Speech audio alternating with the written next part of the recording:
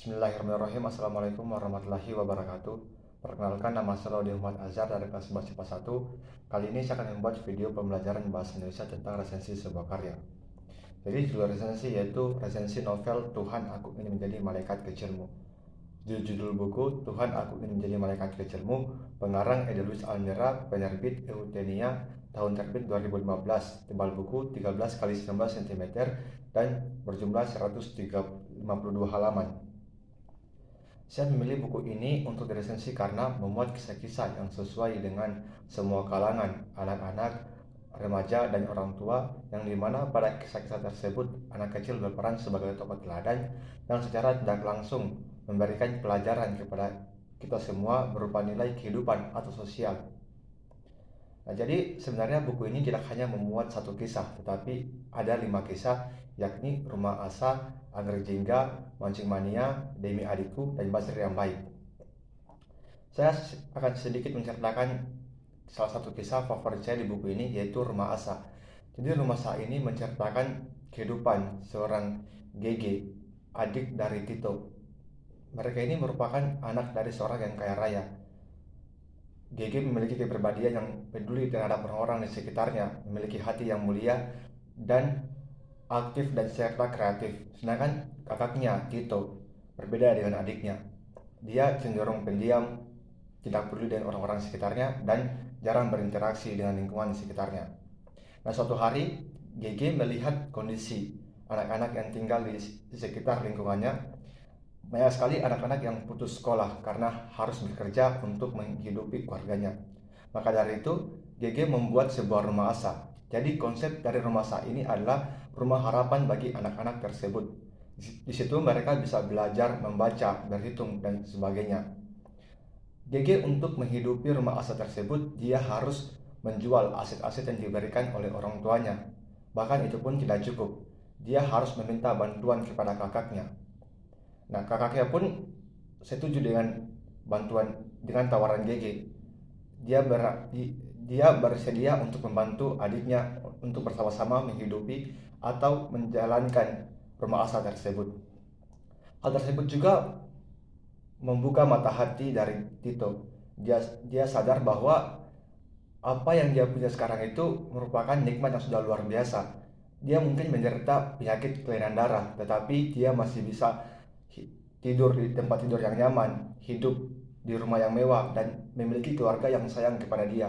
Sedangkan anak-anak yang kurang beruntung, dia harus putus sekolah, banting tulang untuk menghidupi keluarganya. Mereka masih bisa tersenyum dan semangat untuk menjalani kehidupan. Nah, jadi mereka berdua pun mempunyai misi untuk bersama-sama menjalankan rumah asa tersebut. Nah, di akhir cerita, GG berusaha menolong kakaknya yang saat itu hampir pingsan karena penyakit kelainan darahnya kambuh.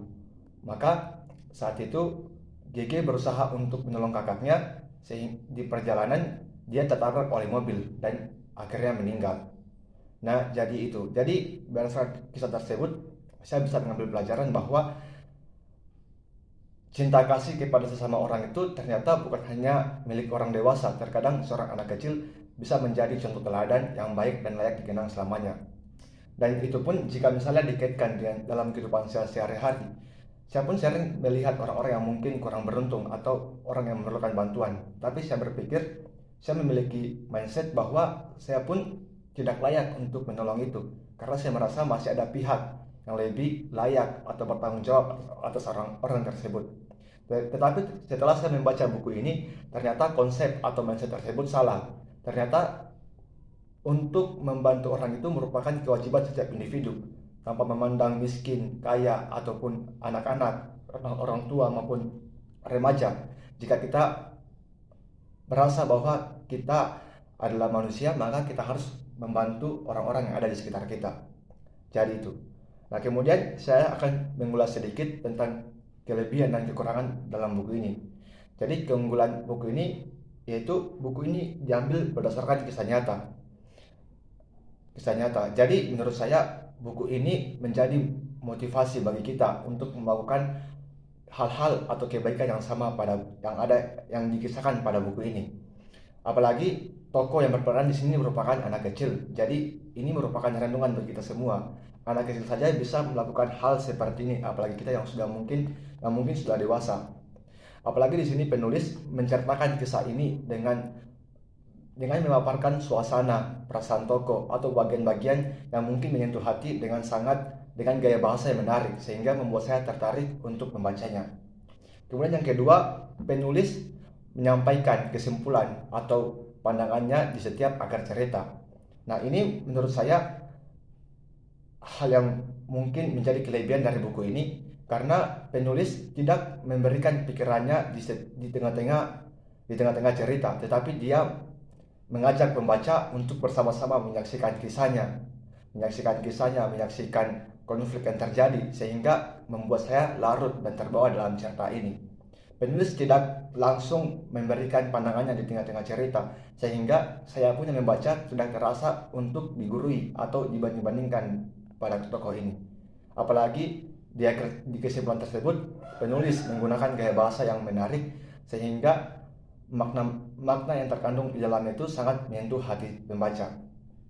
Kemudian kekurangan dari buku ini, menurut saya buku ini sudah sangat luar biasa, tetapi saya akan mencoba untuk memaparkan kekurangan dari buku ini menurut pandangan saya sendiri.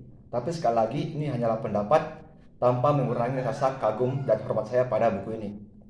Jadi buku ini diambil berdasarkan kisah nyata, tetapi penulis tidak memaparkan bukti-bukti atau hal-hal yang menunjukkan bahwa buku ini diambil berdasarkan kisah nyata. Buku ini diambil berdasarkan kisah nyata dalam artian setiap peristiwa kejadian itu merupakan hal-hal yang benar-benar terjadi tanpa rekayasa.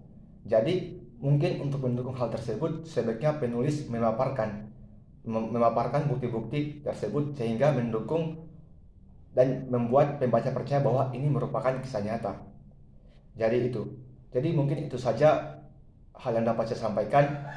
Lebih dan kurangnya mohon dimaafkan. Dan mungkin setelah saya meresensi sebuah karya ini, mungkin kesan yang dapat saya ambil adalah ternyata profesi seorang penulis itu tidak mudah. Apalagi kita baru saja memperingati Hari Buku. Di situ saya melihat sebuah data, banyak sekali orang-orang yang berprofesi sebagai penulis itu menawarkan karyanya kepada penerbit untuk diterbitkan menjadi sebuah buku. Tetapi banyak juga orang yang tertolak akan hal itu. Tertolak karena karyanya tidak bisa diterbitkan menjadi sebuah karya. Jadi saya pun baru tahu hal tersebut. Ternyata untuk membuat karya seperti ini pun tidak mudah. Jadi saya lebih menghargai profesi seorang penulis. Jadi mungkin itu saja, lebih dan kurangnya mohon dimaafkan. Akhir kata, wabillahi taufiq wal hidayah. Wassalamualaikum warahmatullahi wabarakatuh.